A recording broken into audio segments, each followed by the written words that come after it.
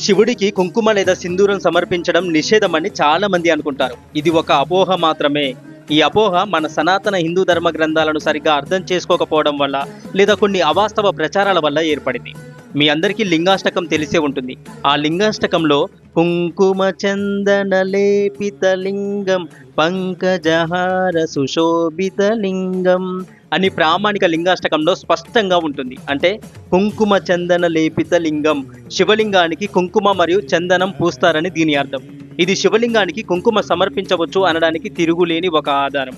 ఇంకా చెప్పాలంటే ప్రముఖ ఆగమమైనటువంటి కామిక ఆగమంలో శివలింగానికి అభిషేకం చేసేటప్పుడు ఉపయోగించాల్సిన ద్రవ్యాల గురించి చాలా స్పష్టంగా చెప్పబడింది. ఏల, వట్టివేరు, కర్పూరం, కుంకుమ, శ్రీఖండం, అగరు, పత్రాలు, బిల్వ పత్రాలు, అలాగే సుగంధ పుష్పాలను అభిషేక జలంలో కలపాలని స్పష్టంగా చెప్పబడి ఉంటుంది. దీని ద్వారా శివలింగానికి అభిషేక జలంలో కుంకుమను వాడాలని ధర్మ గ్రంథాలు సూచిస్తున్నాయని తెలుస్తుంది. శివ మహాపురాణంలో కూడా ఇలా ఉంటుంది. భక్తుడు ముందుగా శివలింగానికి ఉన్న వాసన పోవడానికి బిల్వపత్రాలు మొదలైన ఆకులతో శివలింగాన్ని రుద్దాలి. ఆ తర్వాత దానికి మళ్ళీ నీటితో స్నానం చేయించాలి, అంటే అభిషేకం చేయాలి. ఆ తర్వాత సుగంధ ద్రవ్యాలు, ఉసిరికాయ ముద్ద లేదా పసుపు ముద్దను పూయడం వంటి సేవలు, అలంకరణ సేవలు చేయాలి. అంటే పసుపు ముద్దను శివలింగానికి పూయవచ్చని శివమహాపురాణం స్పష్టంగా చెబుతుంది.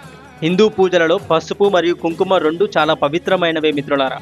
పరమశివుడు కేవలం విరాగి మాత్రమే కాదు, ఆయన ఉమాపతి అంటే గృహస్థుడు కూడా.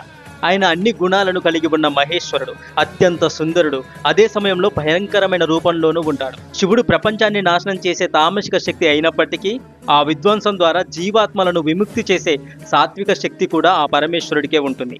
అందుకే శివుడిని కుంకుమ మరియు పసుపు వంటి శుభప్రదమైన ద్రవ్యాలతోనూ అలాగే విభూతితో పూజించడం ప్రామాణికమైన సనాతన ధర్మ గ్రంథాల ఆధారంగా అంగీకరించబడిన పద్ధతి.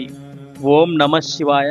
హర హర మహాదేవ శంభో శంకర. మీకు ఈ వీడియో నచ్చితే హరే కృష్ణ అని కామెంట్ చేయండి. మరెన్నో వీడియోస్ కోసం మన ఛానల్ని ఇప్పుడే సబ్స్క్రైబ్ చేసుకోండి. ఓం నమః శివాయ.